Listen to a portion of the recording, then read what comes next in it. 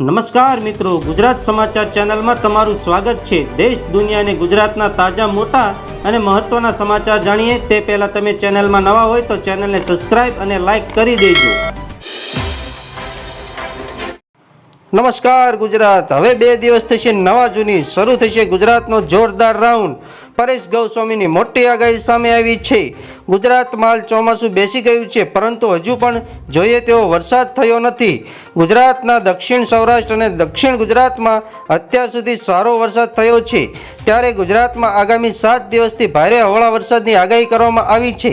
આ સાથે જ હવામાન નિષ્ણાત પરેશ ગૌસ્વામીએ આગાહી કરતા જણાવ્યું છે કે 28મી તારીખથી વરસાદનો નવો રાઉન્ડ શરૂ થઈ શકે છે। ગુજરાતના જાણીતા હવામાન નિષ્ણાત પરેશ ગૌસ્વામીએ પોતાના સોશિયલ મીડિયા પર આગાહી આપી છે, જેમાં તેમણે જણાવ્યું છે કે તારીખ 26 અને 27 જૂનના રોજ વરસાદની તીવ્રતા ઓછી જોવા મળશે। આ 2 દિવસ ગુજરાતના હવામાનમાં ઘણા ફેરફાર જોવા મળશે। 28મી તારીખથી ગુજરાતનો સાર્વત્રિક વરસાદ ગણી શકાય છે। આ સાથે જ તેમણે જણાવ્યું છે કે 28મી તારીખથી વરસાદનો રાઉન્ડ શરૂ થશે અને 4 કે 5 જુલાઈ સુધી ચાલે તેવી શક્યતા છે। બીજા એવા હવામાન શાસ્ત્રી રામેશ્વર યાદવે આજે આગાહી કરતા જણાવ્યું હતું કે આણંદ, પંચમહાલ, છોટાઉદેપુર, વડોદરામાં ભારે વરસાદનું અનુમાન છે। આ સાથે જ સોનગર, અમરેલી, ભાવનગર, ગીર સોમનાથ ભારે વરસાદની શક્યતા જોવા મળી રહી છે। આ સાથે જ તેમણે જણાવ્યું છે કે આખા રાજ્યમાં ગાજવીજની ચેતવણી આપવામાં આવી છે। હવામાન વિભાગની આગાહી પ્રમાણે પંચમહાલ, દાહોદ, છોટાઉદેપુર, વડોદરા અને આ વરસાદની આગાહી કરવામાં આવી છે।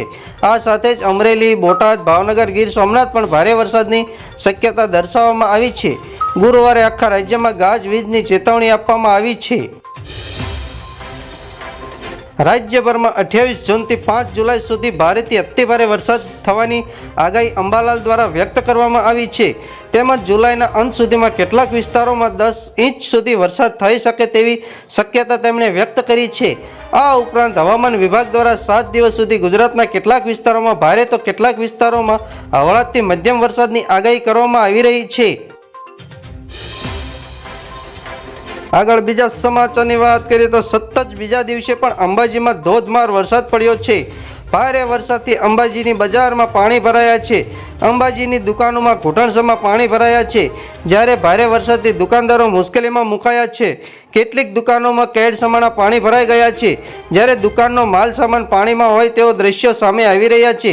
પાણી ભરાતા દુકાનદારોને ભારે નુકસાન પહોંચ્યું છે। છેલ્લા 10 કલાકમાં રાજ્યમાં 46 તાલુકામાં વરસાદ નોંધાયો છે। કોડીનારમાં 4 કલાકમાં 3.5 ઇંચ વરસાદ ખાબક્યો છે, જ્યારે સૂત્રાપાડા, મેંદરડામાં 1.5 ઇંચ વરસાદ પડ્યો છે।